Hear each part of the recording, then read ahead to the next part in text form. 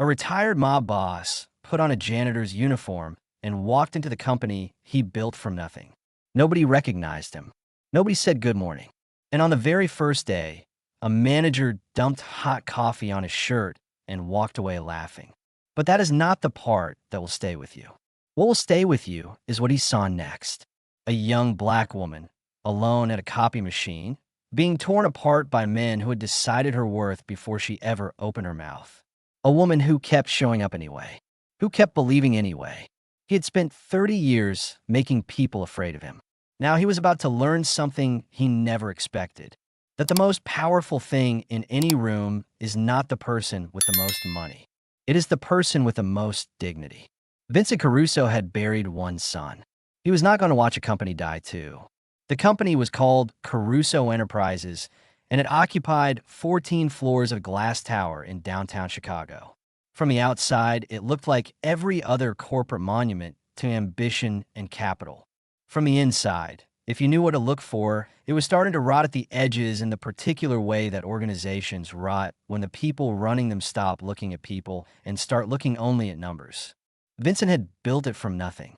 Not from privilege, not from inheritance, not from the kind of clean money that comes with a family name and a good lawyer. He had built it from the wreckage of a life he was not proud of, with hands that had done things he could never fully undo, and with a grief so complete it had reorganized everything inside him.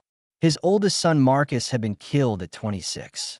A Tuesday night, a parking garage on the west side, a dispute that had nothing to do with Marcus personally and everything to do with who his father was.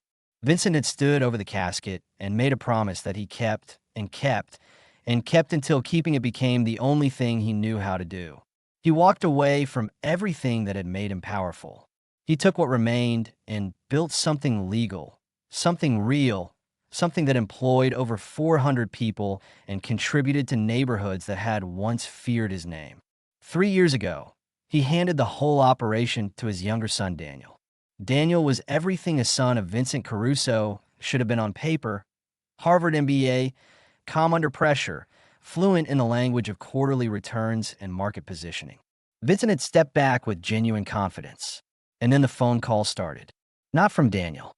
From people who used to work there, calling Vincent's personal number, voices careful and quiet in the way people sound when they're choosing their words because they're afraid of something they cannot name. 6 calls in 4 months. Then silence. Vincent did not ignore silence. He had learned, in his previous life, that silence was never empty.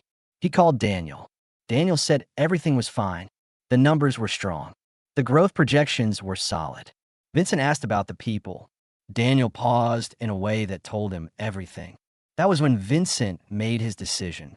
He called the building's facilities contractor, explained that he was an old associate of the Caruso family, and arranged to start as a part-time janitorial staff member on the morning shift. He bought work pants, a gray-blue uniform shirt, and a pair of rubber-soled shoes from a discount store on Milwaukee Avenue. He combed his silver hair flat against his head. He showed up at 6:15 on a Monday morning, and nobody looked at him twice. It was the most invisible he had felt in 40 years. It was also, he realized by the end of that first week, exactly what he needed to be. The first incident happened on a Thursday morning, 11 days into what he had begun, privately, to call the operation. He was moving a cleaning cart through the corridor on the 7th floor when Rick Holloway came around the corner with a coffee cup in one hand and his phone in the other, eyes down, walking the way men walk when they have decided the hallway belongs to them. The cart caught the edge of his path. The coffee went sideways. A long arc of dark liquid crossed the air and landed across the front of Vincent's uniform shirt, still hot enough to sting through the fabric. Rick Holloway looked down at him with the expression of a man looking at something that had inconvenienced his morning. "Watch where you park that thing, old man." He glanced at his own sleeve, saw nothing had landed on the Italian wool, and continued walking. He said it over his shoulder. He had not stopped moving. "I just bought this jacket." The 2 junior employees walking behind him laughed. One of them looked back at Vincent for half a second, then looked away. Vincent stood in the corridor with hot coffee soaking through his shirt, and he thought about the version of himself from 30 years ago and what that version would have done in response to this particular moment. Then he looked down at the floor, crouched slowly, and began cleaning the spill. "This is what I built," he said to no one, very quietly. And this is what it became.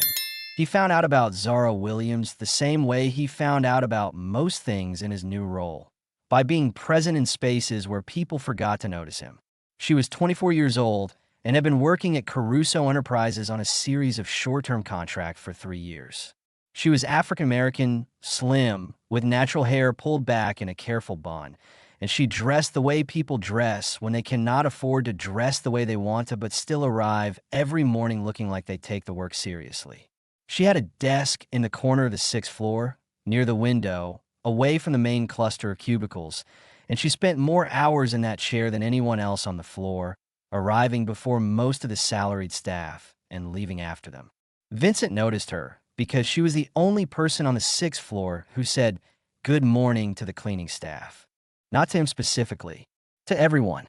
The woman who emptied the recycling bins, the young man who refilled the paper towels in the bathroom, and to Vincent, pushing his cart past her desk at 7:15 on a second Tuesday, she looked up from her monitor and said, "Morning.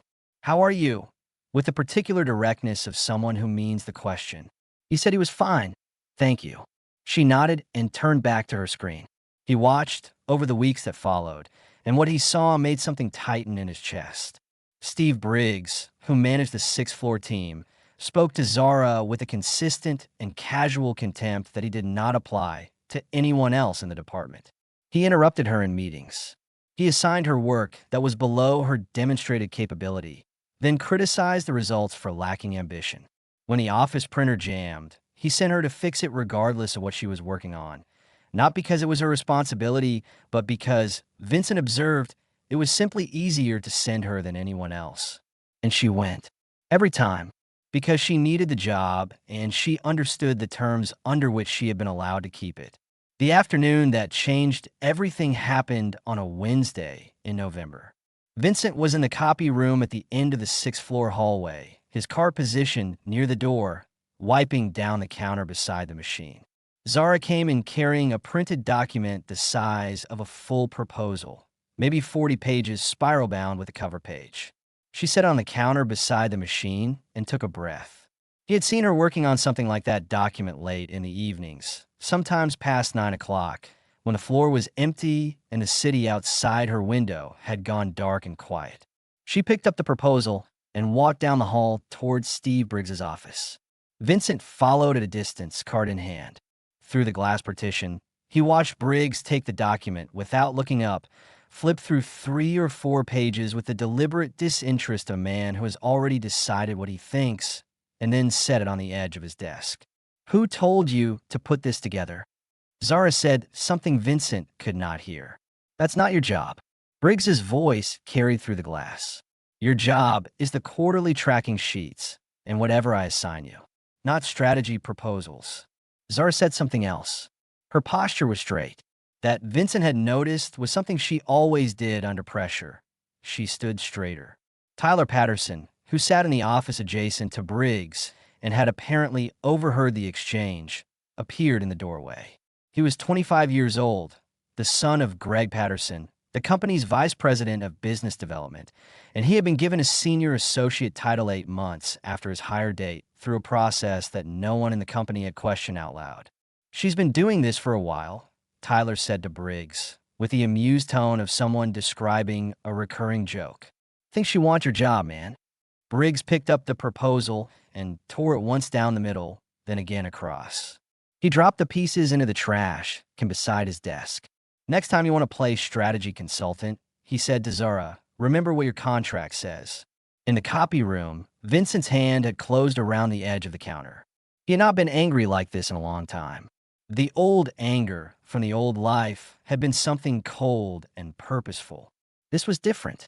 This was the anger of someone watching a wrong being done to a person who deserved none of it, and feeling the full weight of his own complicity in having built the place where the wrong was happening. Zara came back past the copy room. She did not look at him. She walked to her desk, sat down, and opened a new document on her screen. She did not cry. She did not go to the bathroom. She simply began again. Vincent watched her for a moment, then quietly reached down and retrieved the torn pieces of her proposal from the trash Briggs had set outside his door. He held them in both hands and looked at the cover page. Southside Expansion Strategy, Community Center Development Opportunities in Underserved Chicago Neighborhoods. He stood in the hallway for a long time. The evidence against Greg Patterson had been accumulating in Vincent's phone for 3 weeks by the time the final piece fell into place. Patterson was running a billing scheme through the company's entertainment and client relations budget. Restaurants, hotels, car services, event tickets, gifts, all of it processed under legitimate client expense codes. All of it personal.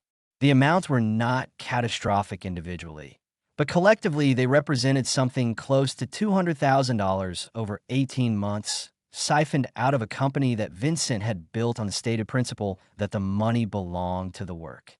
He had found the receipts in Patterson's office during a routine cleaning visit. He had photographed them on his phone, quickly and without hesitation, in a way he had once photographed things in rooms where he was not supposed to be, a skill from a previous life that he had not expected to need again. He had also, by chance, been present in the hallway outside the small conference room on the 9th floor when Patterson handed a sealed envelope to a man Vincent did not recognize, a man whose handshake and posture spoke the language of arranged outcomes. Vincent had kept his back to them, his cart between himself and the doorway, and he had pressed the red button on his recording application without looking at the screen. The Southside contract. Make sure the zoning committee sees the right version of the numbers, Patterson had said. Consider it done, the other man had answered. Vincent had stood in the hallway and thought, 40 years. I spent 40 years building something clean, and in 3 years, this man has started doing what I used to do. The day Zara was fired, Vincent had been pushing his cart past the glass-walled conference room on the 6th floor when he saw her standing at the center of it, surrounded by Briggs, Patterson, and Tyler, all 3 of them positioned in the way that men position themselves when they want a room to feel like it has already made up its mind. A document had been sent to a client with incorrect figures. The error had cost the company a delay in a contract worth considerable money. Zara's name was the one Briggs had written at the top of the incident report, without evidence, without process, without anything except the convenience of having someone available to blame. I never had access to that file, Zara said. Her voice was even. I can show you the access logs. Are you calling me a liar? Patterson said. I'm saying I didn't do it, and there are records that prove it. Tyler leaned back in his chair. Come on, the logs can be whatever anyone wants them to be. Patterson looked at Zara the way men look at things they have already decided are disposable. You're done here. Clear your desk before 5. Zara stood for a moment in the silence that followed. Then she said, very clearly, the truth doesn't disappear because you say otherwise. She walked out of the conference room and past Vincent's cart without looking up. He watched her go. Then he took his phone from his pocket and called Daniel. Tonight, he said, arrange the main hall. Full company. 4 o'clock tomorrow afternoon. Daniel was quiet for a moment. Then, are you sure? I've been sure for 2 months, Vincent said. I was just waiting to have everything. The announcement went out company-wide at noon the following day. Mandatory all-staff meeting, 4 o'clock. Main hall. Attendance required. No agenda listed. The speculation was immediate and loud. Layoffs, a new acquisition, a leadership change, a restructuring. The particular anxiety of people who have been living with unspoken tension and now fear the tension is about to become visible. At 3:55, the main hall was full.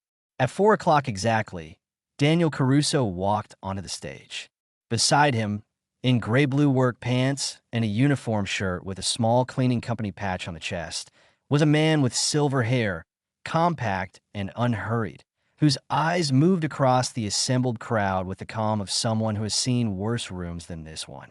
Rick Holloway stared at the figure in the uniform and felt something shift in his memory. An old image from a photograph in the lobby, younger and sharper, but the same jaw, the same way of standing. Steve Briggs said something to Tyler Patterson under his breath that was not quite a laugh. Greg Patterson sat very still. Daniel took the microphone. I want to introduce someone most of you know only as a name on the building. This is my father, Vincent Caruso. He founded this company 32 years ago. For the past 3 months, he has been working here as a member of the janitorial staff, on purpose, without telling anyone. And what he saw during those 3 months is why we are all here today. The silence that followed was not the polite silence of an audience waiting for what comes next. It was the hell-breath silence of a room that has just understood something it cannot take back. Vincent walked to the microphone. He did not look at the screen. He did not look at his notes. He looked at the people. "I'm not going to make a speech," he said. "I'm going to show you something." He nodded toward the back of the room. The lights dimmed. The screen came on. What followed was 11 minutes of audio recordings, photographs, and video footage, organized chronologically, labeled with dates and names and amounts. Greg Patterson's voice, arranged over a table in a side conference room. Receipts photographed in sequence, cross-referenced with the company's expense reports. A video clip shot through the gap of a partially opened door, showing the exchange of a sealed envelope.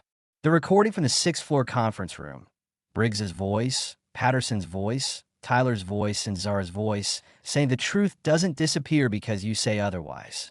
And then, for the last 3 minutes, something else entirely. A recording from inside a conference room that no one in the audience recognized as a recording. Zara's proposal, its cover page photographed and enlarged on the screen, the title visible in full. Steve Briggs's voice tearing it apart in real time. Laughter in the background. And then, the same evening, shot on a phone through the copy room door, the image of Zara sitting alone at her desk after 9 o'clock, working in silence, beginning again. Nobody spoke. Greg Patterson had gone the color of old concrete. Beside him, Tyler sat with his hands between his knees and his eyes on the floor. Steve Briggs had one hand over his mouth and was looking at nothing. Rick Holloway, 3 rows back, was thinking about a Tuesday morning and a coffee cup and an old man crouching on the floor of a 7th-floor corridor, and he felt something inside his chest that he had not felt in a long time, something that was specifically and precisely the feeling of being ashamed. Vincent waited until the screen went dark. Then he spoke again. "I spent the first half of my life making people afraid of me. I thought that was what power looked like." He paused. "I was wrong. Power is not making people afraid of you. Power is building something that still stands when you're not in the room. And what I found in this building is that what stands when no one is watching is not something I am willing to accept." He looked at Patterson. He looked at Briggs. He looked at Tyler. "I have 2 pieces of paper for each of you. One is a resignation letter. One is an agreement to participate in a full internal audit and restitution process, and to complete a structured accountability program before any future employment consideration. You can choose which one you sign, but you will sign one of them today." Patterson opened his mouth. Vincent waited.